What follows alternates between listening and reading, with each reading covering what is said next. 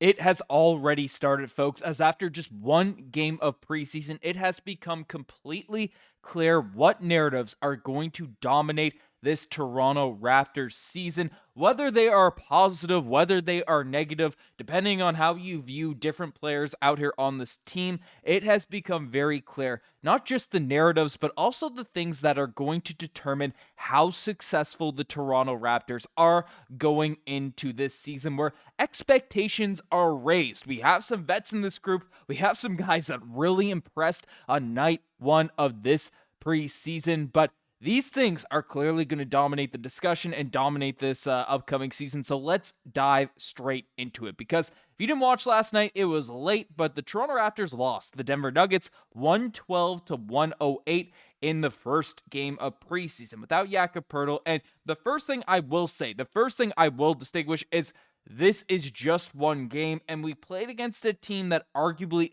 is the best team in the NBA. Them in the Oklahoma City Thunder. I love what Denver did out here in the offseason. So win-losses don't matter out there in preseason. The record, of course, the takeaways, what we saw from the eye test, what we saw from the stats, all of that is the stuff that you really want to get a feel for the season out here game one. But the Toronto Raptors definitely had a lot of positives and definitely had some things that Raptors fans are going to be concerned about. And the first thing that a lot of people are going to bring up, going to discuss this entire year is Scottie Barnes. He's given the keys to the team. He's made the face of the franchise. Scottie Barnes is our 1A focus for this team. So, as he should, any primetime guy, they're going to have a lot of pressure. And when they don't perform, people are going to be like, okay, what's going on here? When they do perform, they're going to get praise. All of that type of stuff. And Scottie Barnes is one of the most polarizing number one options in the entire NBA, even amongst our fan base. And last night, the Scottie haters kind of are piling on him here right now because in 19 minutes of action, 0 of 6 from the field, 0 of 2 from the three-point line, only had 1 point with 1 free throw. Now, his defense was exceptional, 5 assists in this game, 3 steals and all that, but if you're going to be that top guy, and I know it's just preseason, I know it's 19 minutes, I know all of that, but it only took 6 shots. 1 point isn't really going to cut it. He did have some fouls there, and looking at it from the eye test as well, there's been a lot of talk about Scottie Barnes' jump shot being improved, the mechanics being quicker, and, him being able to hit shots in the mid-range, and this is something that we've seen. At the start of last year, he looked very, very confident in his jumper, and it was getting exciting, and then he dealt with some injuries, he dealt with some hand issues and stuff. By the end of the season, he regressed as a three-point shooter, and the midi was going in and stuff, but that's up and down. This season, the talk that, his hand injury is healed, he got a lot of time to work on the jump shot the offseason, he'll be fine. It didn't look that great. Now, not even just going in and whatnot, because, not hitting a single field goal, that's a negative there to look at. But the eye test, he didn't look that fluid. It looked like, you're taking a shot in 2K and you hold down the release and, you're shooting it all the way down. The mechanics just didn't look as good as they did, frankly, last season for Scottie Barnes. And now that could be shaking off the court rust, all of that. I'm not going to be, sounding the alarm buttons after one game of preseason, but Scottie Barnes, just looking at the discourse, looking at these games, and looking at how important he is to this team. He is going to be the main pillar, the main piece that people are going to be looking at in terms of whether or not we are going to be, a playoff team in the play-in or, a team that's out there riding the tank once again. So, not the greatest showing from Scottie Barnes on the offensive end. His first outing, of course, he's bringing on the defensive end, does a lot of different stuff, but definitely something to monitor out there at this point. But he's not the only, star player, potential all-star we have on the roster. And the other guy, the new guy, looked very, very good. As Brandon Ingram just is an added element that this team needs out there on the offensive end. And, again, the stats or whatever, we're looking at more of the eye test, the feel, how things look out there in these games. And Brandon Ingram brought a whole lot to this game for the Raptors. And, 6 of 12 shooting from the field, 1 of 3 from the three-point line, a nice cut and 3-point out of curl cut early on, but 19 points in this one, 2 assists. Didn't do a whole much, in terms of filling up the box score by any stretch of the imagination. And I thought defensively, there's been a lot of talk about him buying in defensively. Didn't set the world on fire defensively, but wasn't bad on that end of the floor. But 19 points, just the Raptors need a little bit more of shot creation. And whether that comes with a little bit of ball stop, and whether that comes with, different style, I don't think it was really hampering the offense. Grady Dick getting into his spots, getting into his, areas out there on the basketball court, which take a couple dribbles every now and then. But I thought he played well within the flow of the offense, and it's something that the Raptors really need out there on that end of the floor. Brandon Ingram, when you have guys, out there in the mix like Scottie Barnes, who's in that natural 1A scorer. Jakob Poeltl is not going to create his own shots. And then, RJ Barrett we will bring up, but he's that other, next level scorer. But IQ, who I'm looking for a little bit more from Immanuel Quickley. I'm not going to dive into too much of this, but 8 points in this game, 20 minutes, wasn't bad, but didn't set the world on fire either. Brandon Ingram is really that, without a doubt, number one scoring option out there on this team, and you see why. Yes, in the first half, there were some shots that, like 7 feet from the basket, taking those contested shots, they didn't go in, whatever, but those shots do go down, those shots do go in. You need someone that's going to be able to be a tough shot maker if you're going to be a competitive team. So while, yes, you'd look for more defensively, you look for more as a facilitator, you look for more, outside the game, the Raptors need someone that can just get buckets out there for this group, be late in the shot clock and get you some points, and Brandon Ingram is proving to be that guy, at least in one game of preseason. So that is a huge, huge positive for this team, and him being added to the group. And keep it on the positives, RJ Barrett, I've been outspoken. I want this man in Toronto. I started a movement, do not trade RJ Barrett, keep him on this group, and I hope this game, again, it's preseason, we're not overreacting one way or another, but shows that the Raptors need these guys that can actually get points out there on their own, that can kind of create their own shot, can do these different types of things. And RJ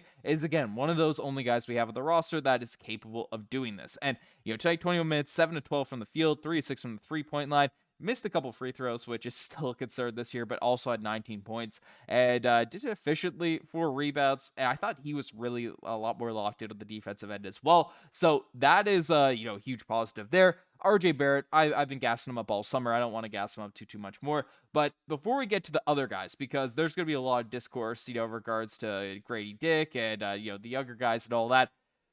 One thing that did concern me a little bit specifically was how the Raptors were handling things out there on the defensive end. Because the second half, it looked, as the game went along, they looked a little bit more comfortable. It's preseason. You're going to mess up some schemes. We saw this during the Nick Nurse era, but there were a lot of moments where the Raptor schemes left some completely wide open three-point shots. And we have some phenomenal on-ball defenders on this group, and this is the number one thing coming out of training camp that I was excited about. I was psyched about. I'm like, okay, we saw it during Summer League. This team is going to get into people defensively, going to take their game to the next level. And of course, Scottie Barnes, they did that.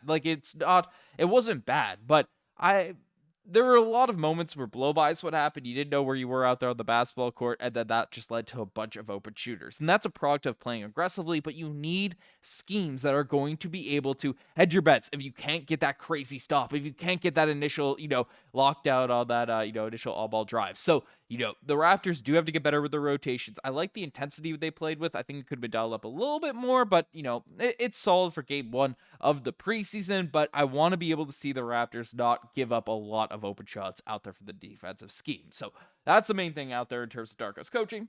He's going to be put under a different type of lens because I think Darko's been phenomenal over the past couple seasons of developing young guys and getting the most of young players and improving the vibes. That's been his job. That's been his number one requirement. Winning wasn't really on the radar. Now it is. So there's going to be different things that Darko's schemes and in-game adjustments are going to be, critiqued and looked at more this season. So that's what we're looking at there. But there's a lot of guys that also played out here on this team that we all have to look at. And, it's Brandon Ingram, there's a lot of praise and that stuff there. I'm pressing the wrong buttons. But one guy I do want to discuss is CMB.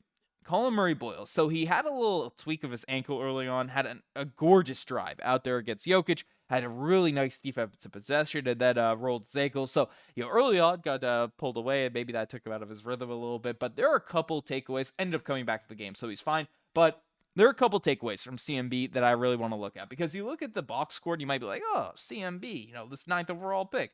Bad pick, whatever, because there's a lot of guys that were criticizing the pick when it happened. 4 points, 4 fouls. What are we doing here? But if you watch the game, there's a couple things. He went 0-3 from the three-point line, yes.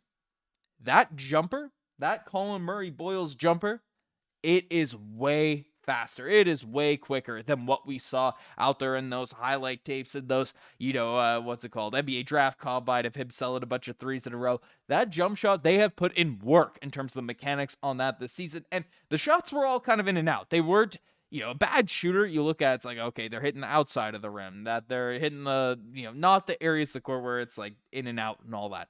The jumpers looked very good. The mechanics looked a lot quicker. So I'm encouraged about CMB's at least spot up 3-point shooting. And we've taken a look at the essentially rotation, how things are looking here right now. And CMB as the backup 4, he is in that position with Jakob Poeltl out. They just put Mobo out there at the starting center. Mamu and CMB are going to be the two guys ahead of Mobo and Shamshay and all that in the rotation here right now.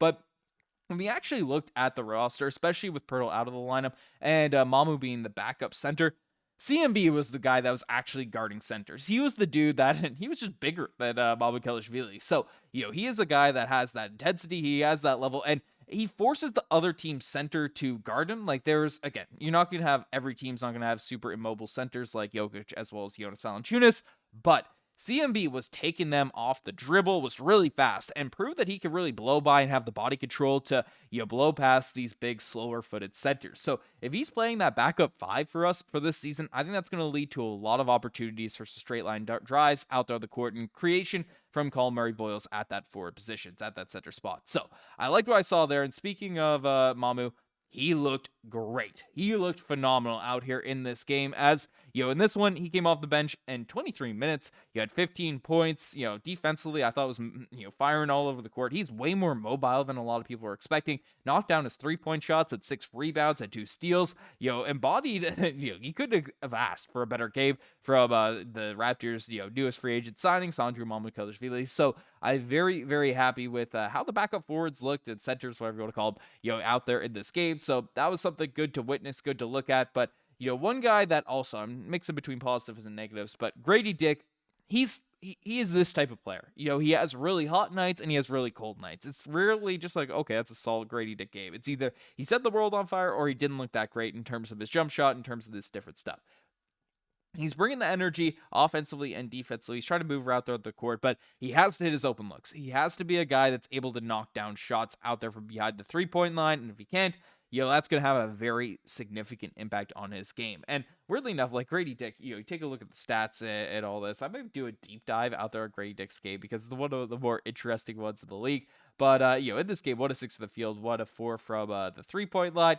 But he's weirdly like a solid slasher and stuff. Like, he's kind of better around the rim, it feels like, than when his game's not going from behind the 3-point line. So it's, 5 points, 3 rebounds. And we've talked about it, right? With how competitive the rotation's going to be for this team. He's competing for minutes with Ochai Agbaji, with Jacoby Walter, with Jamison Battle, all of these different types of dudes. He just needs to, he needs to take his game to the next level. That's the reality of it. He needs to be more consistent this season to really, establish himself out there in the rotation. Again, am I worried? No, we've seen this from Gradey Dick for years, but he does need to become more consistent this season. So one thing to look at, and the last guy I do want to discuss, and, as obviously as a biased guy out here is the, lead of the Shedhead fan club and all of that, Jamal Shead. Like, Scottie Barnes can create out there at the point forward position. Immanuel Quickley can pass. He can run the pick and roll. He can do different stuff. I'm not saying anything like this. Jamal Shead feels like the only floor general we have on this roster. Like, the guy that just is the engine of a team, does the things Kyle Lowry did, does the things, dare I say, Fred VanVleet did, in terms of just getting people out there in those places, commanding the offense, and just feels like a point guard, right? Not like a scoring guard out there in the point guard's body. Like, Jamal Shead is exactly what we need. I thought he looked, again, everyone's looking at the jump shot when it comes to Jamal Shead and taking the leap in his game. I thought he looked really, really explosive in last night's game. Just taking people off the dribble, making these drives, and was 4-8 from the field, 1 of 4 from the 3-point line, but had 11 points, 5 assists, great defensively, and, just the first step looks quicker. There's something about it. He was in the gym, working on that burst, working on that first step. He's blowing by people, and of course, with his strength, he's able to take contact and go to the rim. So, very, very impressed with what I saw from Jamal Shead in this game. Of course, this is game 1 of preseason. These are just, we can't have any conclusions about these players after this one game, but we do now know the things that are really going to be important to this team as we've now seen it as a full group. So let me know what you guys think about all this in the comment section down below. You guys have a saying as far as subscribe to the channel if you guys haven't already. Anyways, I'm signing out.